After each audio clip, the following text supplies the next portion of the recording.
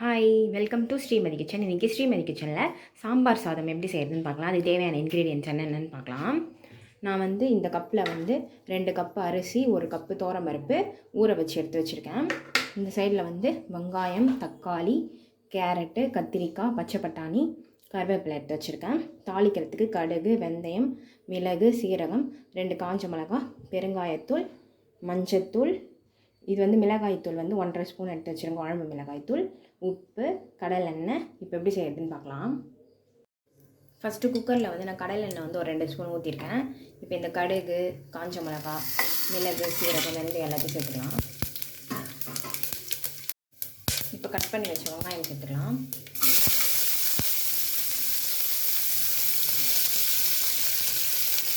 Cut பண்ணி வச்ச தக்காளி சேர்த்துக்கலாம்.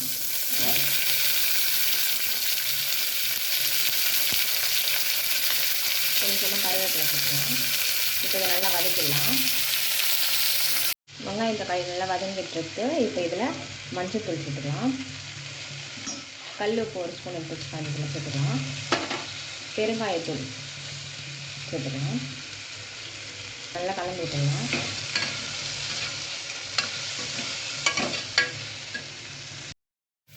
இப்போ இதில் குழம்பு மிளகாய்த்தூள் 1.5 ஸ்பூன் எடுத்து வச்சுருக்கேன். அது இதில் சேர்த்துக்கலாம். நல்லா கலந்துக்கலாம். இப்போ இதில் கேரட்டு, கத்திரிக்காய், பச்சை பட்டாணி எல்லாத்தையும் சேர்த்துக்கலாம். உங்கள்கிட்ட என்ன காய் இருக்கோ, காலிஃப்ளவரு, முருங்கைக்காய் எல்லாமே சேர்த்துக்கலாம். என்ன காய் இருக்கோ நீங்கள் எல்லா காயும் சேர்த்துக்கலாம். இதை நல்லா வதக்கிடலாம். இதில் 2 டம்ளர் தண்ணி சேர்த்துக்கலாம்.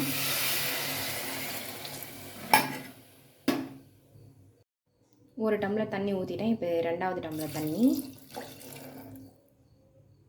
சேர்த்துட்டு நல்லா கலந்து விட்டுடலாம்.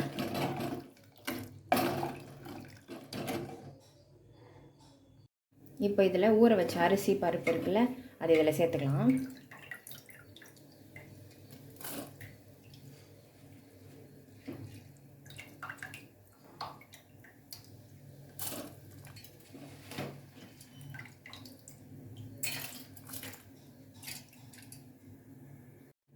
அரிசியும் பருப்பும் நான் இப்போ எல்லாத்தையும் சேர்த்துட்டேன். இப்போ இதை அப்படியே ஒரு ஓப்பன்லேயே ஒரு 5 நிமிஷம் அப்படியே நல்லா கொதிக்கட்டும். அதுக்கப்புறமா நம்ம மூடி போட்டு விசில் போட்டு எடுத்துக்கலாம். நல்லா கொதிச்சிடுச்சு. இப்போ இதை மூடி போட்டு ஒரு 3 விசில் போட்டு வேக வச்சு எடுத்துக்கலாம்.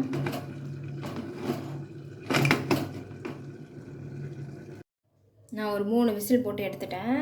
சூப்பராக வெந்துடுச்சு. ரைஸ்லாம் இங்கே பாருங்கள், சூப்பராக இருக்குது. நல்லா வெந்துடுச்சு. இப்போ இதில் ஃபைனலாக நெய் ஊற்றிக்கலாம்.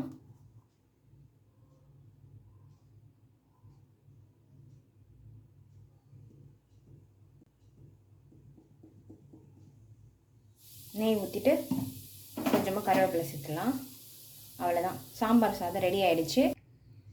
இதே மாதிரி செஞ்சு பாருங்கள், சுவைச்சு பாருங்கள். வீடியோ பிடிச்சதை லைக் பண்ணுங்கள், ஷேர் பண்ணுங்கள், கமெண்ட் பண்ணுங்கள், மறக்காமல் சப்ஸ்கிரைப் பண்ணுங்கள். தேங்க்யூ.